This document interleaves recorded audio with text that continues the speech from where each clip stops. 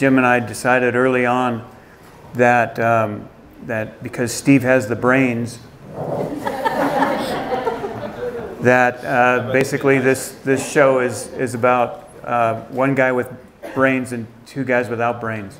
And one guy with good looks, huh? Yeah. I got it. Long time ago, before we got together, you and I met, we've had a lot of discussions in the evenings about your piece, my piece, and how do we blend it together into a musical harmony, if you will. I've always really enjoyed those conversations and the interest because, and I'm applauding these people that are sitting here with me in this statement. It's very unusual for somebody in the horse world to give about what somebody else is doing and how it might put together a better end of what they're doing.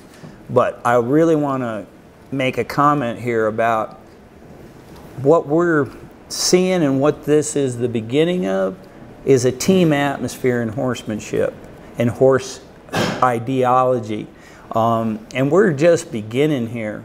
But I really believe that if we bring to horses, and it's giving me goosebumps to talk about it, but if we bring to horses what NASCAR has brought to mechanics, there's no telling how fast we can go, how high we can jump, and how safe we can be.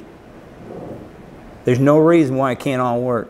What we need to have is an understanding of how our specialties can be interwoven to be more helpful to understanding to you folks, how do I support my horse, to us, and to what is the reality of the knowledge of it all. Because what I have learned is if you compromise the horse in a way that it is not intended to work, it basically doesn't work. The horse can't communicate, can't hear what you're saying, because it's all going to voicemail. And we talk about neurology. I asked Dr. Steve about this earlier. I'm not sure that the circuits are as on as they would be in a fixed rooted tooth. And I spoke to him before, and I'm not trying to put you on the spot and say, let's explain this. But it's things that we're trying to understand so that then later we can take away some of the mystery in our back pocket and then share with you all how it really works. Integrating all of this, I mean, for me, I guess I'd like your feedback, Steve, too, is what I find is that when I'm working with people, my specialty is not yours, and so I'm not, what I have found since you and I first met and at your place there, is that the work now that we're doing, to me it feels way different. It feels, there's an understanding there, at least, or a partial understanding on my part, as to what's actually happening with the horse. Not just in the past, for me it was more about, if I do these certain things, usually I'm going to get these certain reactions, kind of thing. But now that you know, I have a little bit better understanding about how the brain, what the role the brain actually plays in all of this, and I try to explain it in my convoluted way that I do. I get some pretty sideways looks from people. So it's like anytime you start talking, now this is how the brain actually, so this is how the brain, so give me a second. This is how the brain, right? And so I guess my question to you is you start getting these kind of blank looks like, okay, so here's another guy that read a book on a brain, and you know, and he's only got a halfway, if that, you know. And so yeah, so how would you suggest or recommend, or what would you suggest or recommend that someone a trainer. I'm not naming any names, but you know, with initials like, you know, Mark. Mark is an initial? God, I learned something else. But in a situation like that, I mean, we see a lot of horses, a lot of people, and you know, this is an evidence-based thing we're talking about here. What's the best? What would you say maybe the most effective way of passing along this information? The why. Yeah. Might be.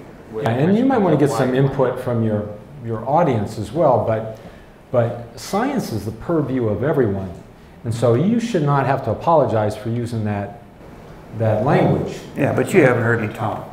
I have. He's got to get it right.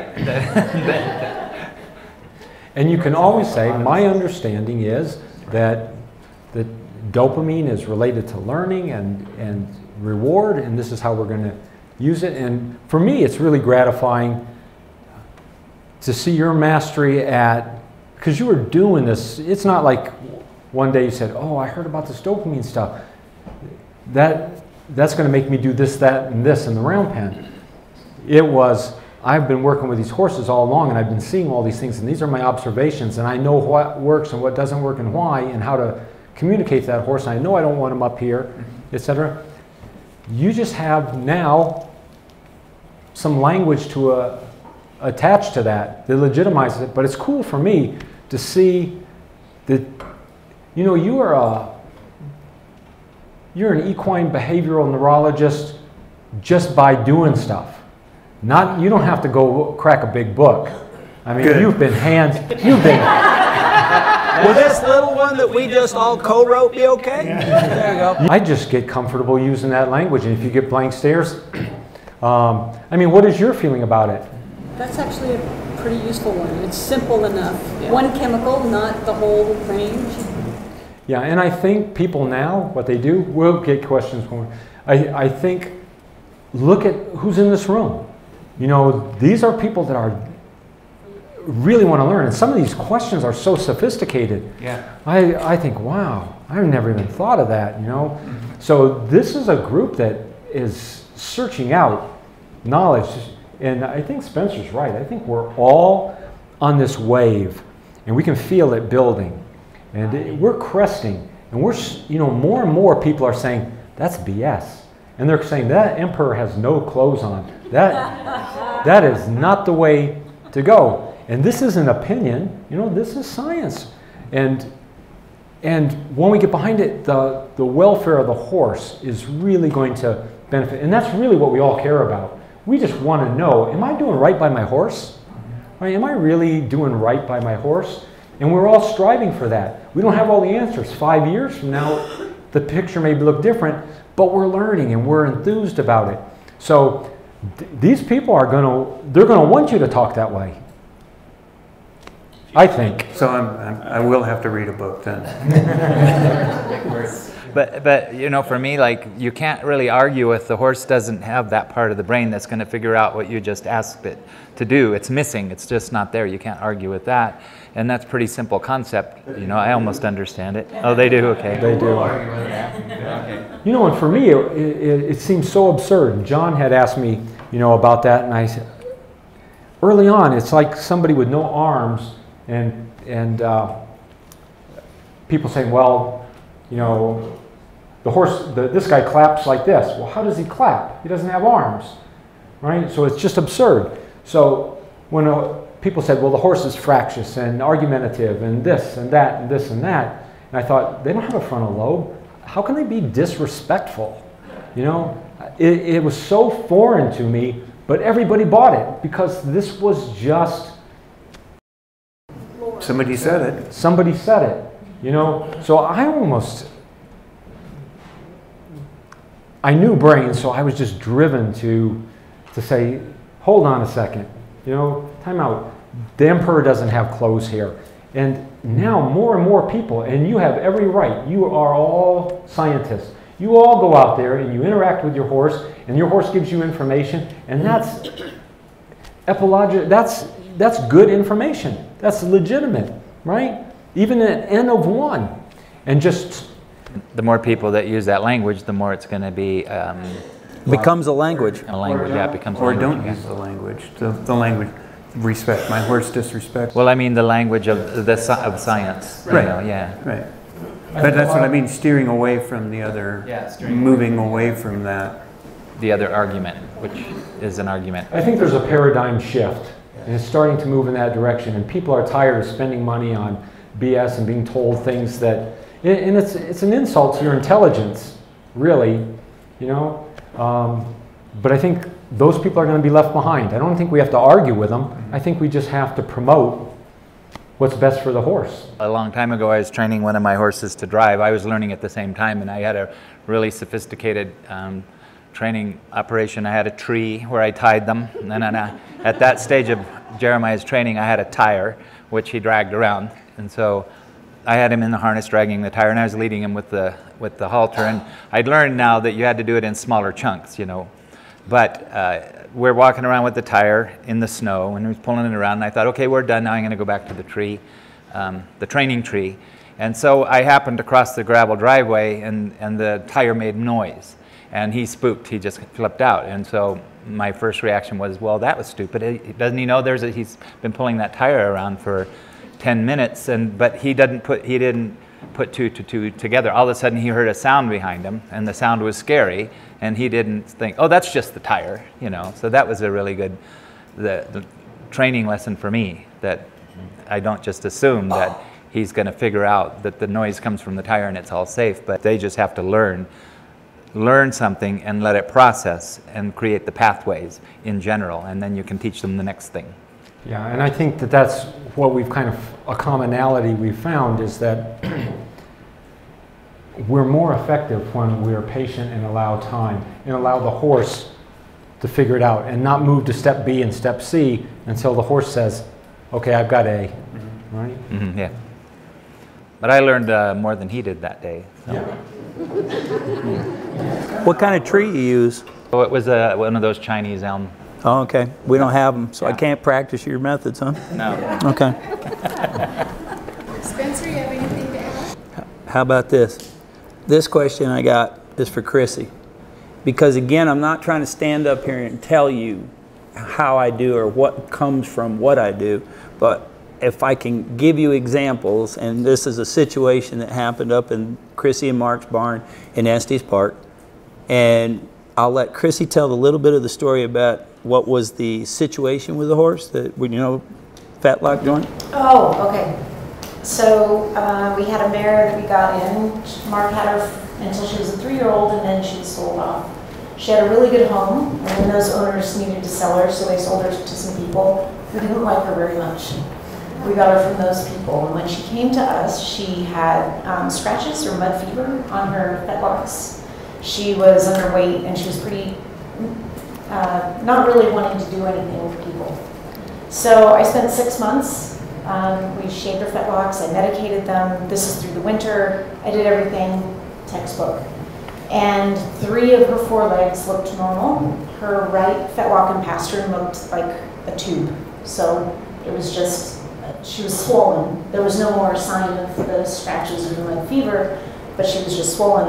I didn't know what to do to take the swelling down. So Spencer comes up to our place once a year. He works on all of our horses. And do you want to take it from there? Sure. What we discovered was, and it's again what I'm talking about over and over again, Vitalignment restores neural function. What I got into Chrissy and I looked at it and I said, oh, we could fix that. I said, your neural function isn't on in the back. And she went, you got a lot of ideas, but this is one I think you've gone way too far off the cliff for. I didn't say that. And no, but the look said it all. Yeah, you didn't say it, but the look said it, every bit of it. Don't worry about it, I can't walk anyhow. The thing I'm getting at is, then we took a very unscientific piece of hay string, and we took it around, tied a knot, so that when it came together, we knew the circumference of what we had. And I said, give me 10 minutes after this is all done, 10 minutes from when I come out of the mouth and the mouth comes together and the energy starts to flow. So 10 minutes, I said, okay, let's put it on there. 2-3 inches in shrink all the way around, circumference-wise, at least. 3 days, Yeah. Right then, right now. You turned on the neural function, the body became aware of it again. Said, oh my God, this has got to be fixed.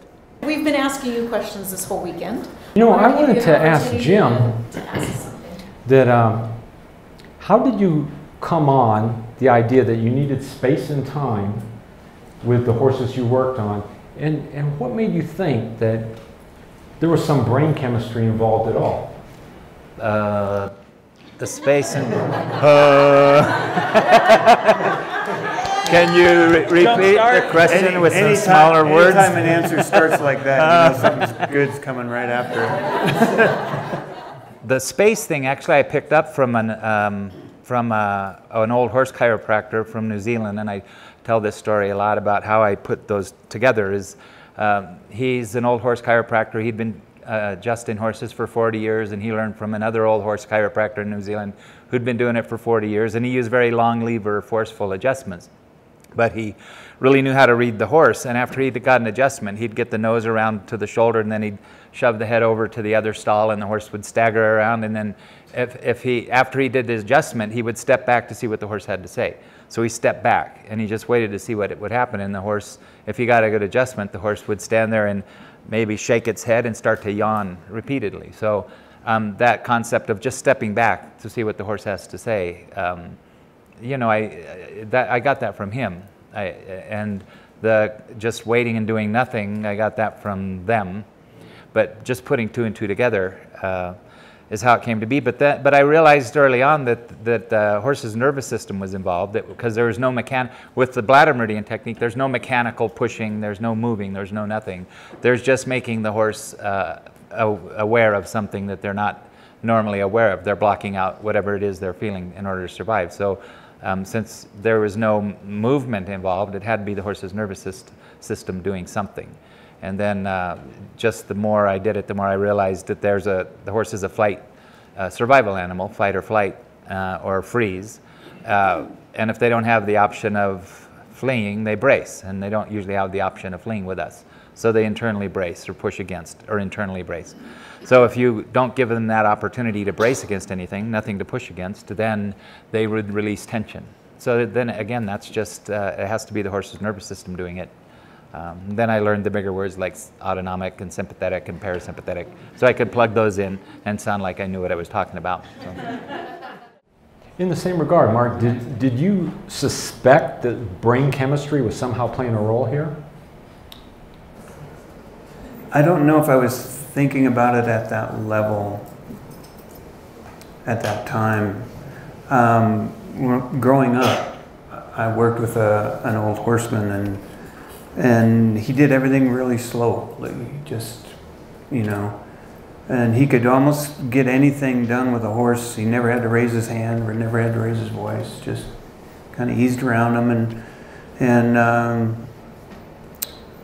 and that was my introduction to horses. So there wasn't, you know, the first time I saw somebody hit a horse was like hearing somebody swear for the first time. You know, it was a big shock to me. And so just through observation, that was part of it. And so he would say that you needed to give him time to think about it, is what he would say. And that always stuck with me. So I was always looking for ways to give horses time to think about it when I would be working with horses, without really knowing why, only knowing that there were results if you did that. So anyway, for me it's you know, it's a process, and you know, you can either, and like you guys, we're all here to learn. So we're all here to learn. So including all of us, and there are things that I was teaching at a time that I don't do anymore, because I've come to realize that those things aren't accurate or true. And same thing with horses. There were things that I used to do that I don't do anymore for the same reason, that they weren't helpful or true. and they didn't serve the horse very well, or myself, or the owner. I was gonna comment on the, you know, Mark, because Dr. Peters asked Mark and me how we came across these things, and we kind of, you come across things that make sense to you, and then you start to put two and two together. And now I realized we were getting a little dopamine hit whenever that happened, and so we followed that path. With a horse that has been severely, you know, mishandled, and where things are, they're to the point where they've tipped over almost, where the trust is gone, you know, almost all of the try is gone, and we see a lot of those horses too. And I know that there's like Mark and Morag from Scotland, that's almost all they work with. But when in situations like that, you know, people get these horses and then it's like, oh yeah, but I love them, but they can't handle them. And what would they have to do to start to bring that horse back, even if they could bring him back, in your opinion? Boy, you almost need, you know, because these are so unique, these situations, you need a toolbox that's this big. You can't go out there with your little toolbox, so I'd tell them you can't be with that horse.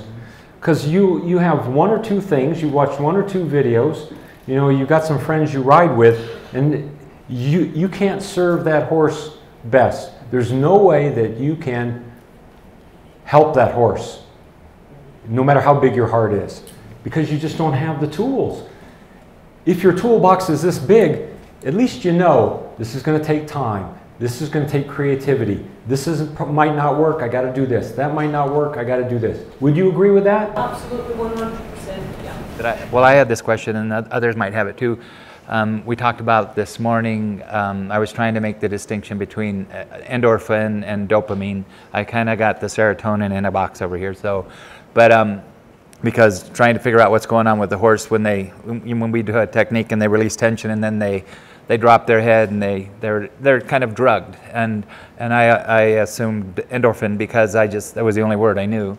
But now that you've been teaching about the dopamine and the different chemicals that go into the system, I was able to get a little more clarity on how the dopamine works and how the endorphins work when they're related to stress. Does anybody else in this room have a similar question? Okay, so that was my question, and you clarified it for me today, and I think I got it. Wouldn't hurt me to hear it again now that I processed a little bit, and that maybe you could repeat it for these guys. When you think of dopamine, think of movement. You have to have activity, you have to have searching out.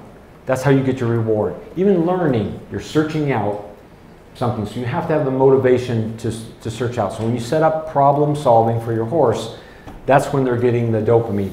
When you give them choices and they choose one way, and you give them release or relief, and they associate that with a reward, so they start looking for reward relevant patterns. But dopamine usually involves activity. Endorphins are a response to stress. It doesn't have to be, you know, getting the horse way up here. It can be physiological stress, like in your horses that get tight. Yeah, so when they start to fidget, I'll use bladder meridian for an example, and you search, you get a response, you stay there, and you're keeping the horse's attention on it, and all of a sudden they get uncomfortable with it. So they start to fidget, whatever that is. Might be just looking around, might be trying to get away. They're feeling some discomfort. Right, and you're kind of opening a door and having them search, right? And so they're going sympathetic, parasympathetic, sympathetic, parasympathetic. Yeah, you're too right close, sympathetic, and so they're just kind of riding this wave. And what you're eventually doing is when you open that door, initially there is some dopamine. This feels better, and they're starting to trust. But almost right away, all that relief of stress, that drug flow. Then the endorphins kick in and the opioids kick in and their eyes start to blink and And their their head head drops yeah. down and their lip gets loose. Yeah. That's the impact of endorphins. But, So that's there's but a, we don't there's want to a- use endorphins to just label every. But there's a step. distinction there between the dopamine release, which has to do with that figuring it out, you know, that Right. finding the answer and then they get the reward of the dopamine, and the endorphin, which has a little bit more to do with the stress, you know. Let's say right I up. brought my horse to a stream, and instead of at first I got after them, they got kind of, but then I let them figure it out. They splash in the water and they kind of eventually walk through. They get their dopamine hit, right? Because they searched it out and they found that they could get across. Not so much my forcing, but there's some stress in having done that. So let's say they wait on the other side, and then all of a sudden you kind of get that yawning. Now those endorphins are kicking in because we stress them.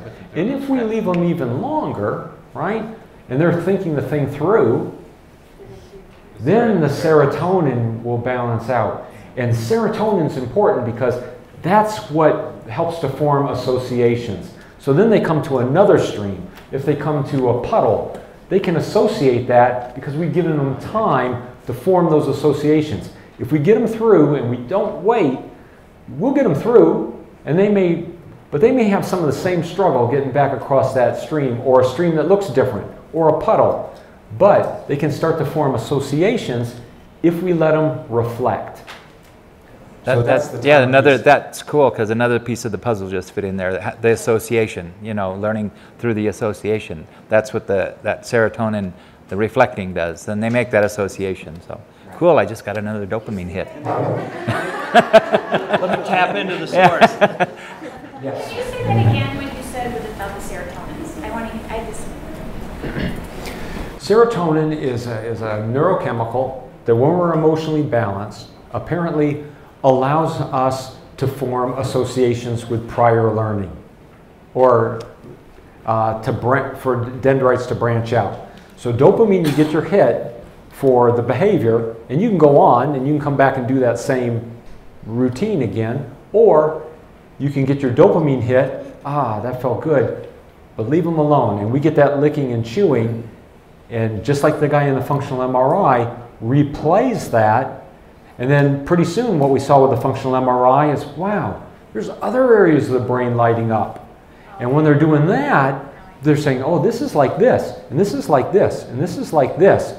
So now, when they face something like a puddle versus a stream, I've been there something, and that's what Martin Black would say, my special forces horses, I've given them so much time and so much serotonin that they can face a situation they've never faced before, but they can associate it to something in the past, and they stay within the parasympathetic mode. They don't have to go way up here, even though they haven't experienced it. Right.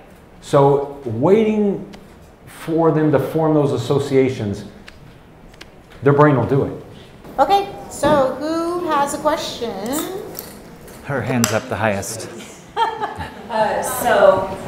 Dr. Peters and I were just talking about this a minute ago, because Mark, you asked the question of him earlier, how do you talk to people about this type of stuff and the brain, and people glaze over and they don't necessarily want to hear it.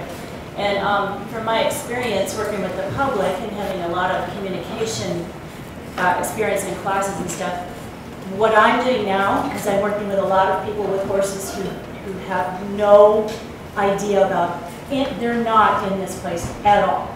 And so I have to meet them where they are, because if I try to come in here and they're here, I'm never going to communicate or get a relationship, so I ask permission.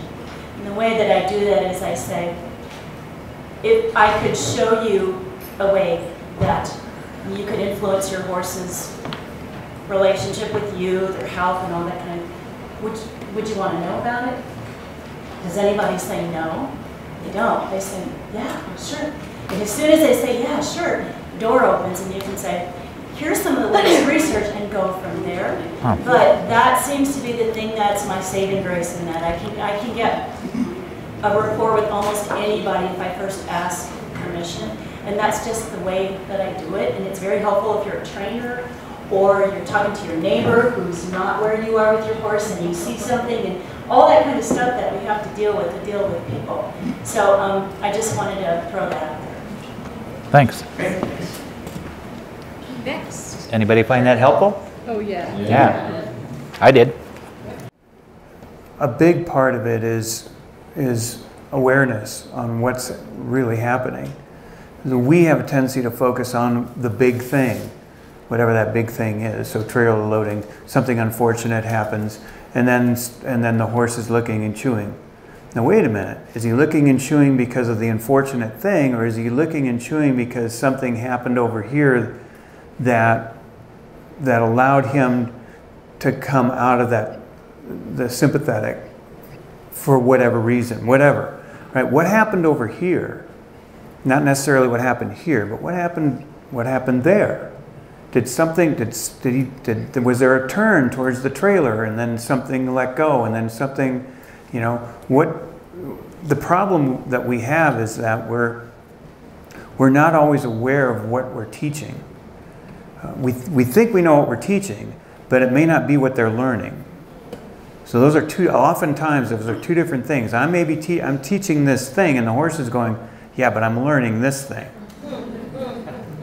Yeah, and this is awesome. Look at, I'm a great trainer. Because look at my horses, and the horse is going, I'm not learning that. I'm learning this other thing. And if you don't stop me soon, I will have learned it. And then now we have a problem on our hands.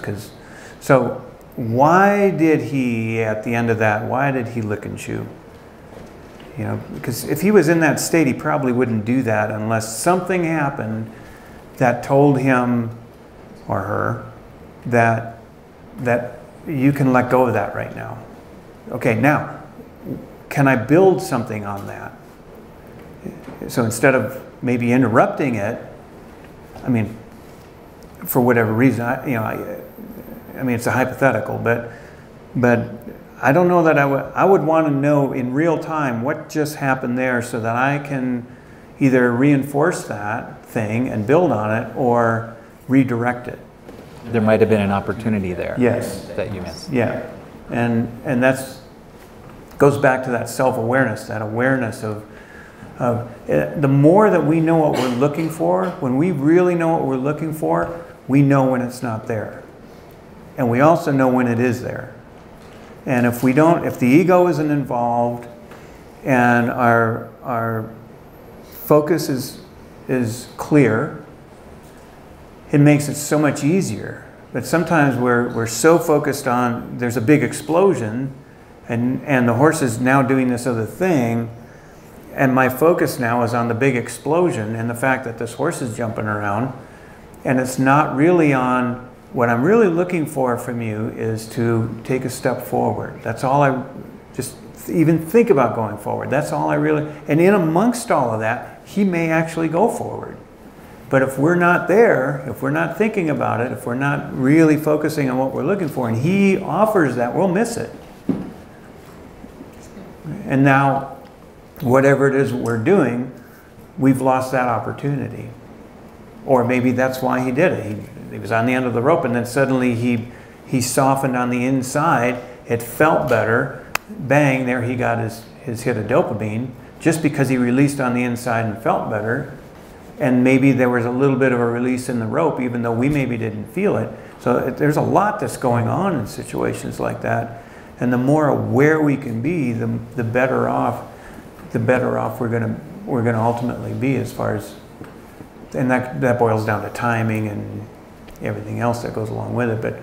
But unfortunately, we get so focused on the big thing, and even when they're going in the direction we want, we're looking for the big thing instead of that little offer, that little, man, if I turn this muscle off here, if I turn this muscle off and you grab me, I'm not gonna do it again, kind of thing. And if you're right there and you can feel him, just that internal, just letting go, now you're on your way. Good point. So the down regulation is actually more important than the event. Yes. We had a question here first. I Oh, awesome. I'm pretty loud. Okay. I was fascinated by Dr. Peters' story of the cortisol experiment with the novice riders and the experienced riders in the golf umbrella going down the aisle. So clearly there's a communication happening between the rider and the horse that affects directly, that the stress of the rider is communicated directly to the horse, who also exhibits the same hormonal response. What do you think's going on there? I don't have any idea what's going on. I really don't. I mean, I don't have any idea, no. But we've recognized it forever because there's sayings like calm cowboys have calm horses, nervous cowboys have nervous horses. Then for you, Dr. Peters, where do we go with that to figure out how that happens? Well, if we understand that they have that their sensory motor, that's half the battle. Sensory. And we have not given them credit for how sensitive that is. So understanding the radar, one, even understanding that they have one, that's important to them, but two, how sensitive is it? And we're still testing the limits of that. Well, and also, we are a lot more sensitive than we're giving ourselves credit for, too. The problem is we don't practice it. We don't practice our sensitivity, and because of that, and we also don't practice our self-awareness. And because of that, it's very difficult for us to be able to positively project the things that we are trying to ask our horse to do. So when we're talking about self-control, which is control of self, being able to understand what it feels like for me to walk. We've been walking since we were this tall. So, and we've practiced it to the point where we don't have to think about it anymore. But if you back off and you start to think about the way it feels when you walk, then when you're on your horse, you can actually put that feeling in your body and it's transmitted down through to the horse, and then suddenly, I think you're using your horse's legs for yours. It happens like that very quickly. So the stuff that you saw us doing with Rocky, for instance, yesterday, that is available to everybody. It's about how you walk through the world. It's not about, that's suddenly I'm going to be a horse person and I'm going to be able to get on my horse and all this magical stuff is going to happen. I'm going to downshift when I get on my horse. That almost never works. You can try. But that can be your touchstone, Yeah. when you're out in life, dealing with that. So it's not about it's about living that way and then going and taking that to your horse as opposed to trying to get it from your horse and then and then living like a lumberjack the rest of the time. So it's just a choice that I made a long time ago. So some of you have heard me say this, that my goal in life is to get to the end of it owing the least amount of apologies. So to do that, you kind of have to live your life a certain way. You don't always get it right, but at least it's an effort. What you have said is, I study the healthy ones, and I work with troubled horses a lot of the time. So I'm interested in just your perspective going forward. I want all the research done on horses. It's been done on humans. I was the one that went nuts at the 2012 Declaration of Consciousness signing. That was me cheering. And I really am curious about what you see as the future going forward for brain research on horses. I think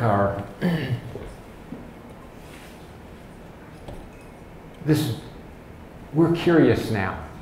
And we're finding that we have greater resources to study this. And in fact, that used to be a black box. And so we said, why even bother to go there? But my thinking is that studying the normal horse, and there's some positives. I was asked to go to Saratoga and talk to racing folks. And this was a while ago, and I thought, well, this crowd is kind of notorious for how they work with horses. But what they're coming to find out is relaxed, calm horses are faster horses. They're not as tied up, You know, they can stride differently. So healthy horses are good for everybody. Now, it's going to inform us when we deal with troubled horses, because we'll have an image of where they are and we'll be realistic on how close we can get to that. So I don't think troubled horses are going to be left behind. And I wouldn't tell people, let's not waste our time there. We're not wasting our time. I just tell people, you just need to know how much time you have to dedicate to put in, because it's not going to be the same. And you can't get discouraged because your expectations probably need to be a little different if you're going to compare this to a horse. So I think all horses are going to benefit from science and this knowledge. But if we can show people that things are in the best interest of the horse, horses will live, even financially, they'll live longer. We won't have to send them to the vet as much. We won't have all these crazy maladies, and half of them we create anyway. So if we could get out of the way and create an environment that's healthy for our horses and improves our communication, improves our relationship, I think a lot of people really want to be there, but we don't know how. And I think we shouldn't be discouraged. We should be encouraged. You know, look at our numbers. I am more enthusiastic about both horses and people at this point in my life than I ever have been. And I was the one who made the crack to you improperly. But, you know, I want to say going forward, you know, my credibility as a trainer is based in science. That's where it's based. And I would really like science to do a little more. Do you see that happening? I think if we demand it of science, right? And sometimes we don't make our voices heard well enough. Like universities, to get money and then they study things like, does the horse like classical music or country western? You know, and dollars went into that, you know, study. If we start raising questions and saying, this is what we need to get answered, scientific questions. Right. And we need to get equine scientists on the same page as equine practitioners. You know, there's a huge gap between the two. So the more we're talking, the more we're interacting, you know, the truth is slowly rising to the surface, and a lot of the BS is falling by, and we're calling BS on it finally. So I think we're getting closer. I think science and applicable science, and science isn't a realm that's up here in an ivory tower and not available to all of us. Science is yours, right? It's all of ours. So I see numbers growing, and I see us tolerating things less that are not in our horse's best interest. So I'm encouraged.